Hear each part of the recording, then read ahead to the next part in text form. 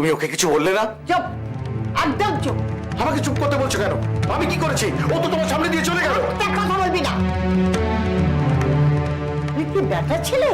আরে এই ব্যাটা ছেলেকে আমি পেটে ধরেছিলাম।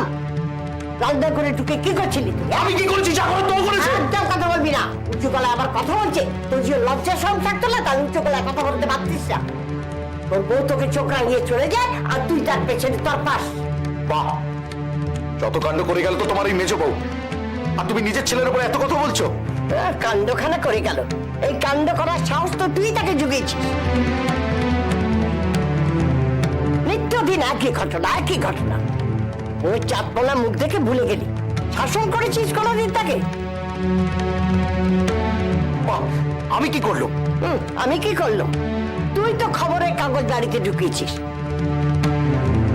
বউ পড়বে বলে খবরের কাগজ বগলে করে বাড়ি আনিসটি? বল, আনিস রে? আমার চোখের দিকে তাকিয়ে বল। এনেছি, এনেছি, কিন্তু এনেছিস? এখন উনুনে গুজে কি হবে? হ্যাঁ, সতের মুখ তো তুই খুলে দিয়েছিস, এখন বাদ দিয়ে কি হবে? কাগজে আগুন দিয়ে বউকে শিক্ষা দেওয়া হচ্ছে। নতুন করে কি আর আগুন জ্বালাবি? এই আগুন তো আমার সংসারে বহুদিন আগেই লেগে গেছে। যেদিন থেকে তো বিয়ে দিয়েছিস সেই দিন থেকে সবকিছু জ্বলে পুড়ে শেষ হয়ে যাচ্ছে। ও, তার মানে তুমি বলছো শব্দ সামার? কিন্তু আমি তো বলেছিলাম এই বাড়িতে কাগজ আর আসবে না। সে অন্যকে দিয়ে কাগজ আনলো কেন? তুমি আল্লাহ দিয়ে তোমার বউয়ের সাহস বাড়িয়ে দিয়েছ। এখন তেজ দেখালে কি হবে? এই তেজের কোনো দাম নেই।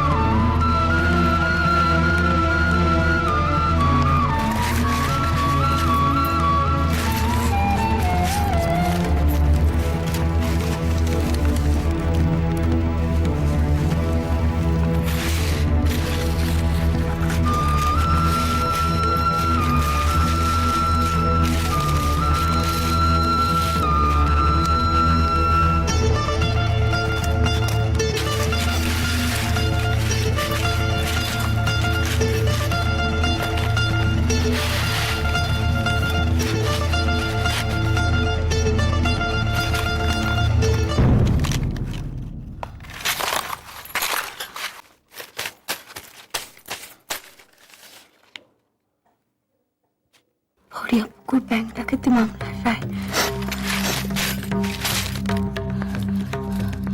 হরিয়াপুকুর ব্যাংক ডাকাতির ঘটনায় ধৃত অনুকূল ভাদুড়ী, পরাণ চট্টোপাধ্যায় এবং সনাতন মুন্সি 4 বছরের সশ্রম কারাদণ্ড এবং যতীন সামন্তর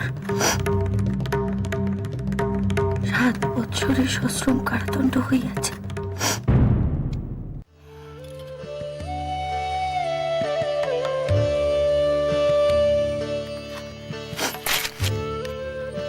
রায়দান শেষে আসামিদের পুলিশ ভ্যানে নিয়ে যাইবার সময় উপস্থিত জনতার বন্দে মাতরম ধ্বনিতে আদালত প্রাঙ্গণ মুখরিত হয়। গোপন সূত্রে প্রাপ্ত খবর অনুযায়ী এই ঘটনায় অভিযুক্ত যতীন সামন্তকে পুলিশের পক্ষ হইতে রাজসাক্ষী হইবার প্রস্তাব দেওয়া হয়, যাহা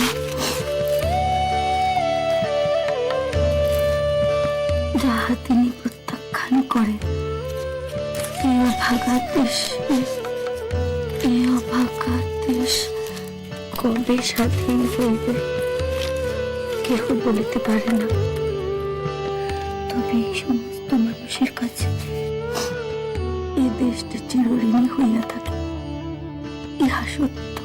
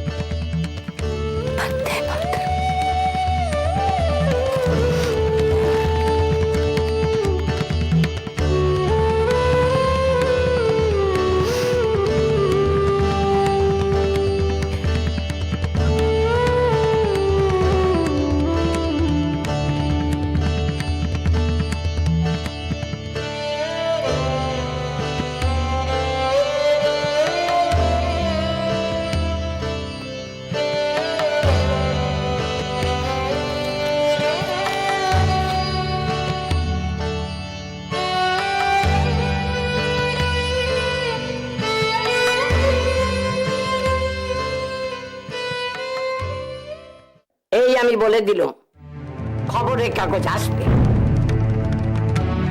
হ্যাঁ, আসবে।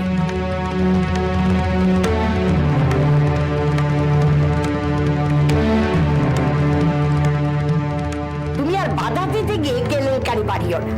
ক্ষমা দাও এবার।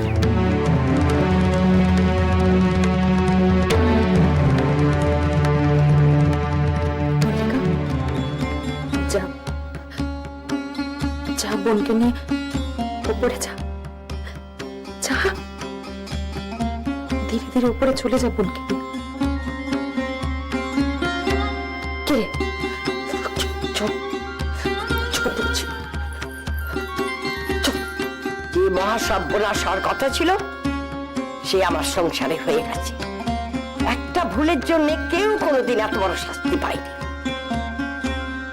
মুক্তবাবলির একটাই ভুল হয়েছিল, লেখাপড়া জানা মেয়ে ঘরে এনেছিল। বেবাপিকার ব্যাপারে আর সে ভুল করবে না, কখনোই না। মা গো মা, কি সব বলে সে মেয়ে মানুষ আগুনের মধ্যে হাত ঝুঁকিয়ে দিলে।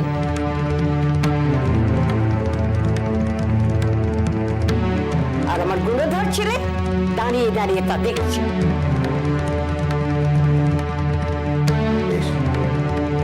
শব্দ সমান, হ্যাঁ শব্দ সমান। না না না, তোদের দোষ হবে কেন? দোষ তো আমার। তোর মতো বেটা ছেলেকে পেটে ধরেছি, এর থেকে বড় দোষ আর কি হতে পারে রে?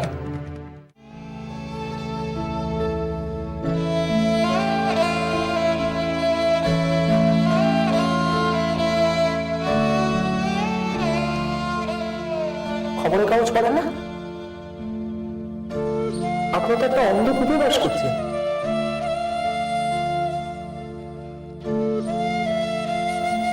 আপনি আমাদের দলে যোগ দেবেন?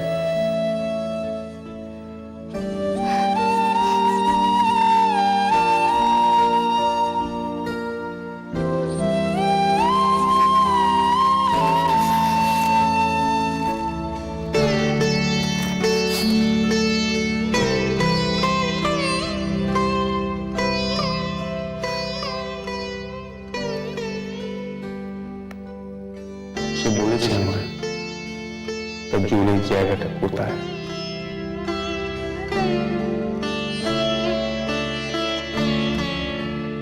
যখন সে মনে মনে দুর্বল হয়ে পড়েছে, মনে হচ্ছে এই কষ্ট আর সহ্য করা যায় না, তখন তার চোখের সামনে একটা মুখ ভেসেছে, তাকে সাহস দিয়েছে। তার মনে পড়েছিল সেই তাকে একটি দিনের জন্য আশ্রয় দেওয়া তার দিদির মুখটা।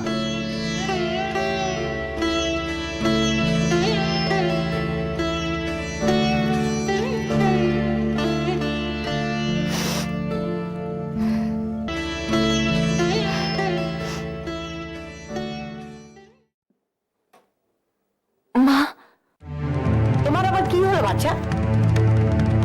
তোমার আবার কি আবদার? একজনের তো খবরের কাগজ, তোমার কি? তোমার কি জুতো? বলো, বলে ফেলো। বলছিলাম যে মেজো বউয়ের হাত ধরে পড়ে গিয়ে থাকে। তো তুমি দাঁড়িয়ে আছো কেন? দাঁড়িয়ে কথাগুলো না গিলে যাও না, উপরে গিয়ে দেখো না কি হলো। বাকি মানুষ, কাটা ছেঁড়া পোড়া, জানি না আর কি কি হবে।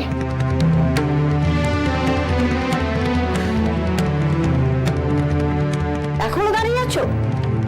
যাও দেখো গিয়ে কি হলো। আমার কোনো দেখার ইচ্ছে নেই। আর শোনো, যদি বাড়াবাড়ি কিছু হয় তাহলে আমাকে দেখো, এই দাসী আছে সেবা করার জন্য। যাও। আমি দেখছি।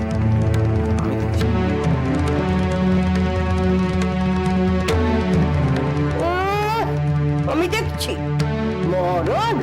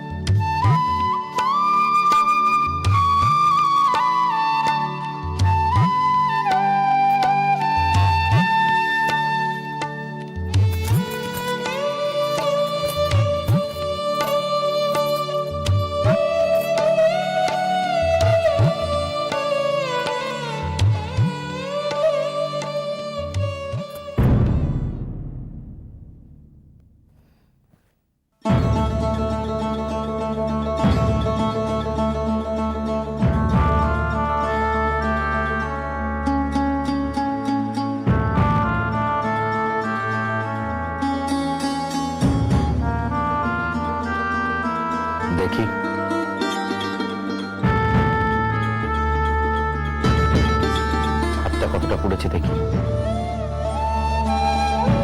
কিছু হয়নি। মেজবাবু, হাতটা দেখি। বললাম তো কিছু হয়নি। জেদ, আবার জেদ। কি মনে করেছো তুমি? তুমি একটা বিরাট বড় বাহাদুরি করে ফেলেছো কাগজটা এখানে এনে। কাগজটা আমি কোনো বাহাদুরি দেখানোর জন্য আনি, পড়ার জন্য এনেছি। যতীনের খবর জানবো বলে এনেছি। আমি জেনেছি। হ্যাঁ, জেনে তাকে উদ্ধার করে ফেলেছো। অনেকগুলো হাত পা গুজিয়েছিলি না? কিছু উদ্ধার করতে তো আমি চাইনি, তুমি করতে গেছিলে। বাহাদুরি দেখাতে চেয়েছিলে, কাগজ আনা বন্ধ করে দিয়ে নিজের জোর খাটাতে চেয়েছিলে, আমাকে জব্দ করতে চেয়েছিলে। পারবে না। যখন খুশি যেমন খুশি দরজা বন্ধ করে দিলে সেই দরজা আমি খুলবো। দরকার হয় ভেঙে খুলবো, দরকার হয় আগুন জ্বেলে পুড়িয়ে দেবো। আর কিছু না পারলে নিজেকে শেষ করে দেবো।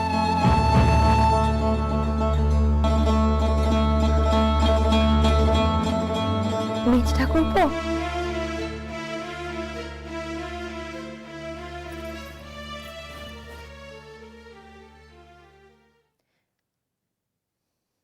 কি হয়েছে? এই তেলটা তেল? তেল কি হবে? মেজ বউয়ের হাতটা যদি পুড়ে গিয়ে থাকে, এই তেলটা লাগিয়ে দিলে